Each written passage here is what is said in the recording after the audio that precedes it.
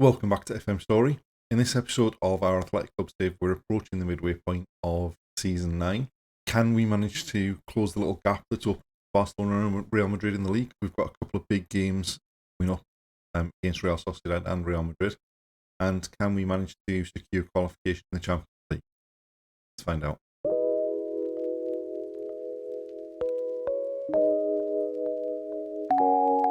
Before we do get started, if you do enjoy the video, please like, comment, subscribe. Without further ado, let's get going. We are approaching the midway point of the season. We're in the middle of December and we've got one game left in 2030, and that's a home game against Real Madrid. December so far has been very much hit and miss. So we opened up December with a 1-1 draw against Granada. Very much like a few games recently, we've just not taken our chances. I mean, we could have quite easily have been 2 or 3 up before they got their equaliser, and then once they got the equaliser, neither team really looked like they were gonna score again after that, and it kind of petered out into the 1-1 draw. We then went into the derby game against Real Sociedad on the back of 3 draws in all competitions, and in the first half it was fairly even but fairly dull, and then in the second half we switched to the 3 up front and we started creating more chances, and Unai Ribeiro picked up a couple of goals, one of them deep into injury time, just to really secure the win. We had gone down to 10 men because Ochoa had to go off injured. They were attacking, and basically a long ball over the top by Merino to Ribeiro, and he was able to slot it home and give us the victory 2-0. Based on the performances in the last couple of games where we've struggled a bit with the 4-2-3-1, we went into the game against Betis with the 3 up front from the start, and that was a horrendous mistake. We weren't at the races. I mean, Betis got an early goal. It was a cross that bounced off Lenormand and went past Fernandez, but then Lenormand was beaten in the air for the second goal, and at that point we were pushing on, trying to get back into the game, and we got picked off twice on the counter-attack. The less said about that game, the better. Just one of our worst performances all season.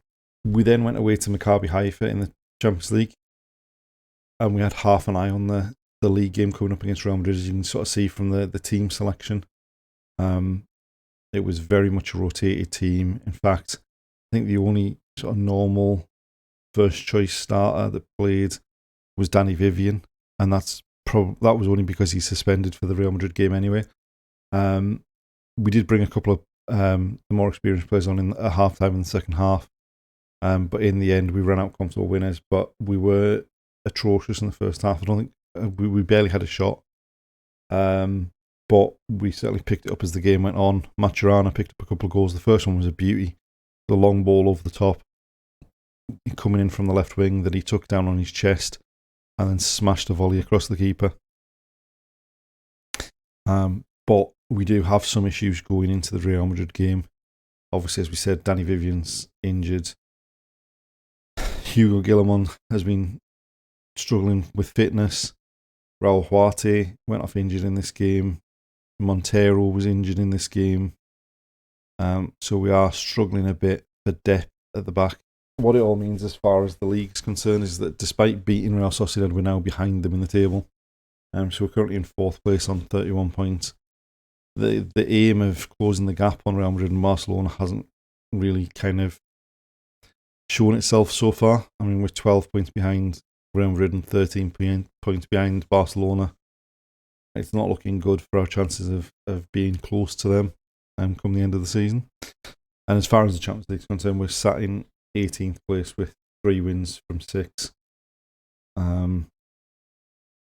Now we've got Ajax and PSG left to come in the Champions League, who are obviously both above us in the league. We need a result against Ajax to kind of secure our place in this top 24, because if we lose both of those games, we could be in a bit of bother. So we've decided to take a bit of a gamble on Huarte in the right centre-back role. He's not fully fit, but he's fit enough to start. Obviously, this Real Madrid team's scary going forward. We've just got to do something about it. and we've slipped to 6th with the other games that have been played in the weekend. Brilliant stuff. Julian John Guerrero with a free kick. Forces the save from the keeper. Can we do something from the corner?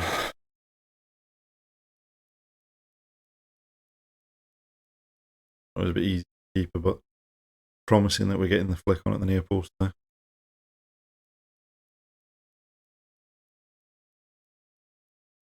Marino. Javi Lopez.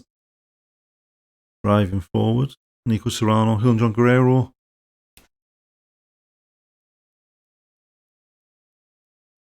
We needed that. Given how we'd started, we needed to take advantage of it. And I'm glad it's Julian John Guerrero. Him and Sunset have been upset for a while because we promised them we would win a cup. That was the same reason why Kepa and Nico Williams were upset. But now they've both decided they're happy at the club. They've both agreed new contracts. Right. We're getting a lot of joy down this left-hand side. Unai Ribeiro into the box. Back to Javi Lopez. Marino. Uh-oh.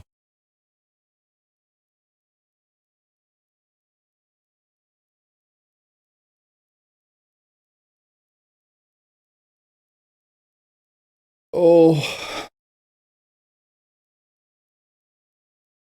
I mean, why can't we ever do that?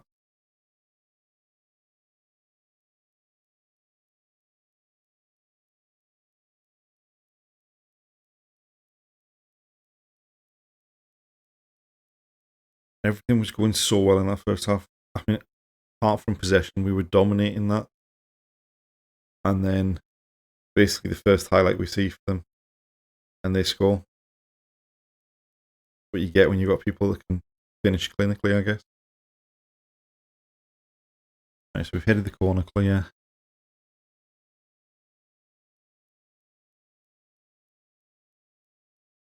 And here it comes. Oh no. Unless we completely screw it up here. Which we have done.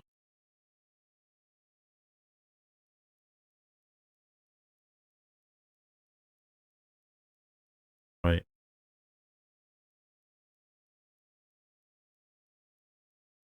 That's got to be offside.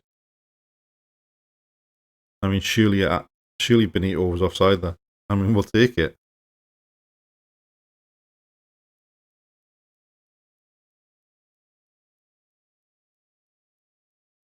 Surely he was offside there.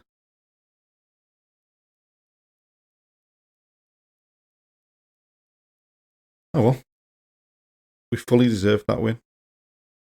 I think if we'd gone on like we would normally done and conceded a later winner to them, I think it would have been really unjust. Obviously, the XG had a big boost from that last goal, but we were still comfortably ahead on that. I mean, they had a couple more chances in the second half than they did in the first half, but they didn't pose that much of a threat considering we were missing probably our best centre half as well. So definitely happy with that. Take it and go into the mid-season break and then hopefully come back refreshed and raring to go. And just to show what a good performance that was, that's the 20th time we've played Real Madrid in this save, and it's only the third time we've won. We've now won 3, drawn 1, and lost 16. And I mean, we lost 4-3, 1-0, 1-0, 4-1, 3-2. Just underscores what a performance that was. We're approaching the end of January. We've got a big game coming up against PSG. By and large, we've managed to continue the form that we showed in the game against Real Madrid. January's been a pretty good month, especially in the league. We started the year with a 1-1 draw away to Valencia. We were in complete control of the game and didn't take chances. Then we conceded basically a long ball over the top of the centre halves. Their centre forward racing through on goal. Keeper came out, slide tackle, fell to one of their players who put it in an empty net from 30 yards. We were able to get back on terms pretty quickly with a lovely goal by Julian John Guerrero, but we weren't able to capitalise and pick up a winner as the game went on. We then had the Supercopa semi-final against Barcelona, and it was a pretty even game. They probably just about shaded it, but we were about to head for extra time when they scored. Devote got to the byline, crossed the ball across, and for some reason our keeper seemed to forget that he had hands and went for the ball waist height with his foot and missed it, and Ramos tapped in, and basically that was game over at that point. We bounced back from that with a comfortable 3-0 victory over Girona in the league. Nico Serrano picked up a couple of early goals. Danny Vivian added the third before half-time. And overall, a pretty decent team performance. We then managed to avoid the fate of the last couple of seasons in going out at the first hurdle in the Copa del Rey. We basically played a almost fully rotated team. The only three that started that would be a first choice were the three behind the front man. So Serrano, Juan Guerrero, and Pablo Uregui are the only ones that started, that would have normally started. It was a comfortable victory. They didn't really threaten too much. And we're through to the next round. We then played Ajax at home in the Champions League. This was a big game. Obviously, we had Ajax and PSG left, and we really needed a victory over Ajax to put us in a decent position going into that last game so that we weren't needing too much from it to qualify.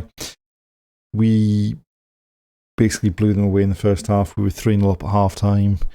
Unai Ribeiro completed his hat-trick just after half-time, and it also allowed us to rest some of the players in the second half.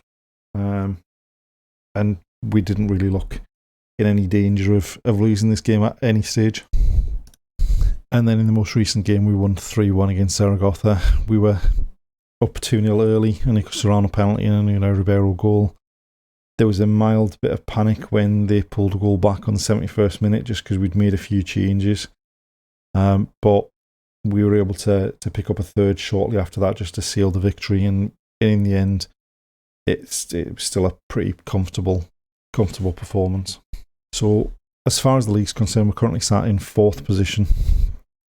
We are 5 points clear of Real Sociedad in 5th.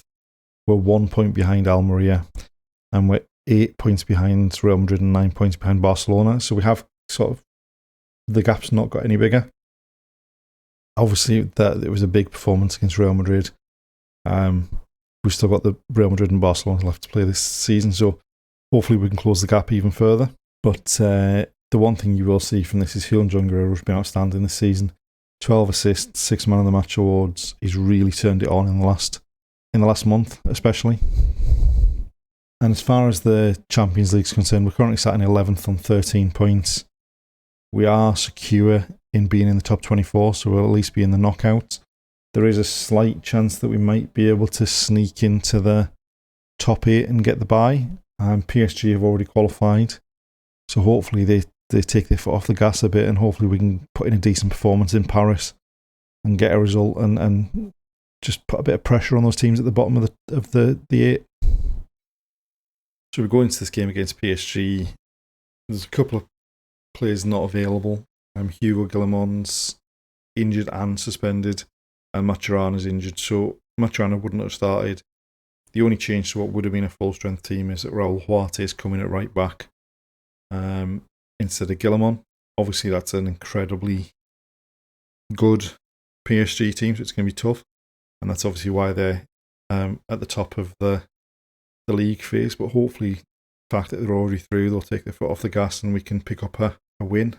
Javi Lopez has given the ball away to Hakimi. That's not exactly what we need. It was almost the absolute disaster of a start.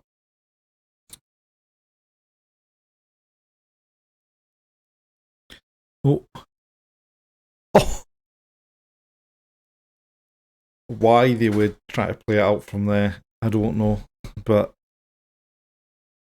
the pass from Donnarumma to Kimpembe, but the pass from Kimpembe was even worse. Why he's trying to play it to Vitinha when Ribeiro was basically in his pocket. And that's exactly the start we needed. Not much happened in that first half. We'll take it. It's been a pretty even game. I mean, we only scored because of the massive error they made at the back. But we just need to keep going now. Right, Mbappe with a corner. We've headed that one clear, but it's come straight back to him. Oh, Norman makes the tackle on the edge of the box. Mendes. Right, we've gone long. Ribeiro's nodded it down to Uregi. Back to Ribeiro. Surely that's not offside. That can't be offside, surely.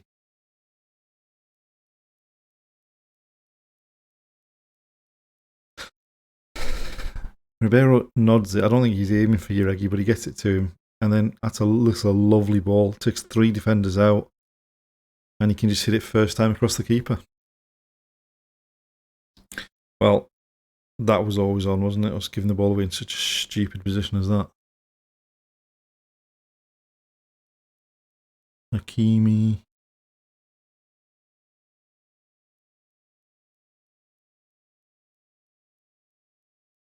Right, Mbappe's got the ball again. Mendes. Nico Serrano on the left-hand side.